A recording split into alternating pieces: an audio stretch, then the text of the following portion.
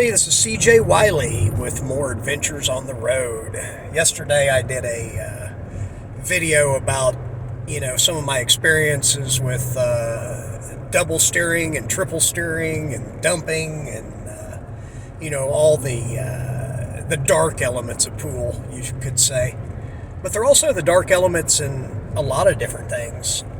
I have been double steered in business situations and definitely been dumped a couple times when you're dealing with big businesses. I had a private club in Dallas. They had over 630,000 members. We had them all on a database. That sounds exaggerated, but it wasn't. We were the biggest private club in the state of Texas. We were number one in alcohol sales for 2.5 years, and it was just a major deal. And through that, I was up against all kinds of different cons and hustles.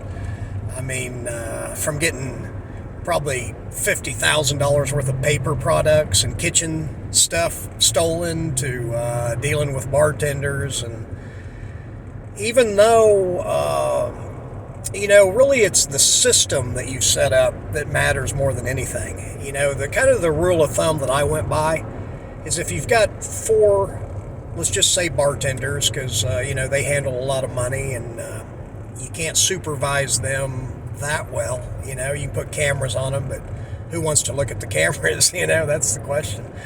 But out of 4, I would say that 2 of them are going to be the type that just go along with the flow as far as the system is concerned. So if there's theft in that system, they'll probably follow along. If there's not, they'll follow along with that too. So 2 of them are kind of neutral. 1 of them is going to be dishonest. You got to figure out which one that is. So 25% are dishonest, and then there's 25% that are absolutely honest, that even if others are stealing, they won't. That's who you want as key employees. So that system right there holds pretty true. So, as far as that goes, the biggest deception that I ever came over was from a CPA. And this guy, I played golf with him. He shook my hand almost every day and told me I was like a brother to him, and just said all the stuff that he thought I wanted to hear. And at that time, I was still kind of naive. Since he was a CPA, I just trusted him. So, if I was in a pool room, I wouldn't have. But, this was the real world, which I found out's even more treacherous than the pool hustling world at times. So, he got my trust. He was handling my money. But things started getting funny with the money. My cash flow was affected, and I couldn't figure out what was going on. So I have a friend, John Emmerich, who now lives in Hawaii, who's one of the smartest people, if not the smartest person that I've ever met. He could, when he was in college, he was paid to take tests for somebody. And just imagine this. He said with 3 days study, he can guarantee an A on any test in any subject. So he also, when he was 17 and I was 16, he said there's no mathematical problem that I can't solve. And if I can't solve it, or if it can't be solved, I can tell you in less than 5 minutes to prove that I'm not a savant. Because I guess somebody that's like a Rain Man savant, if you give them a problem that can't be solved, they'll waste all their time trying to figure it out, and it can't be solved. So that takes common sense. But this CPA, when I brought this friend in, John, he really figured out what he was doing, and come to find out, he had embezzled $180,000 from me. And the way he was doing it was like a shell game. He was taking the money out of the ATM and, putting cash in the ATM and then taking the cash out and not paying my federal withholding taxes, which could have got me in big trouble. So I, was lucky that, John came in and we figured that out. And then he got the district attorney to put charges on him because he had the evidence of the $180,000 that was embezzled, and he was facing 20 years in jail. I didn't realize you could get the district attorney to get on your side. I thought it was old school. You just had to break their kneecaps or something. But he was facing 20 years, so I got the leverage to negotiate a deal, and I ended up taking half the money cash. So he gave me $90,000 back, and I dropped the charges, and that was enough to continue the business deal that I was doing at the time, and pay my withholding taxes, and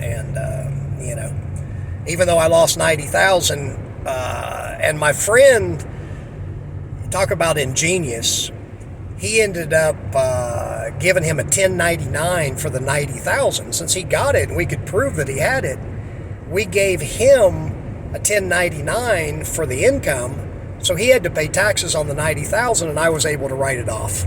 So that was pretty ingenious. So, not only does this stuff happen in the gambling world, but if you're in any kind of business, especially cash businesses, you're going to get, some bad apples. And that's why, when I'm making these videos and telling people how to discern some of this stuff, it's from my personal experience, not only with hustling pool, but being in big businesses.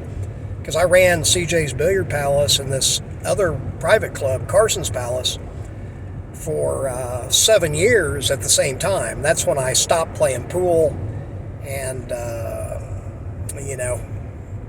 just dedicated myself to business for those 7 years. So when I came back on the pool scene, it took me a long time to put the pieces back together. But that's what made me one of the best teachers in the world, is not only do I know how to do it from a championship level, but I also know the pieces I had to put together to get back to playing how I am now. And I'm not, at the same level I was when I was competing all the time, but I'm actually in ways playing better. I just need the competition and just haven't had the time or determination, really passion to play in tournaments, especially, I don't want to fly halfway around the world to play in, a tournament that's like a race to 8 or race to 9, and they have those shootouts, and, I just think all that's kind of hokey, but that's why I'm doing this Shoot or Dare. If you don't know what that game is, go to www.shootordare.com, and you'll see the game that I refined from the two-shot shootout game that we used to play in the 90s. That was the best pool game that I've ever played, and definitely my favorite, and would be the best TV type game in this refined version of Shoot or Dare, because you can either shoot or dare your opponent to shoot at any time, and the strategy and the entertainment value, excitement value are substantially higher than you're going to get in regular pool games. One Pocket is close as far as strategic value, and it just doesn't really have the excitement or the entertainment all the time, because there's a lot of shots that are just safety shots. In Shoot or Dare, you're shooting three-way shots all the time, which means you're shooting at a hard shot, you're playing safe by blocking that pocket with another ball, and you're playing position on the next ball at the same time. And you do that over and over again. And that is the highest level of pocket billiards, those three-way shots. That's why One Pocket is, a really great game, because that's what they're doing. They're playing safe, and ideally playing, a shot, an offensive shot, and position on another ball in case they make it. They can run more balls. And in One Pocket, 8 and out's the best move. Anyway, I'll continue to put some of these together and tell more about the strategic value of shoot or dare, and cover more of these deceptive practices that you'll run into, and teach you more about how to discern them, and especially see them in this big picture world that we're dealing with, because they use the same exact strategies that we did. So I recognize it really well. And once you can see it, you can't unsee it. Anyway, if you want to know more, go to cjwiley.com and masteringpocketbilliards.com to get my videos that show the fundamental systems and techniques that I use to become world champion and voted one of the top 3 gamblers of the 20th century. Until next time, this is CJ, and remember, the game is the teacher.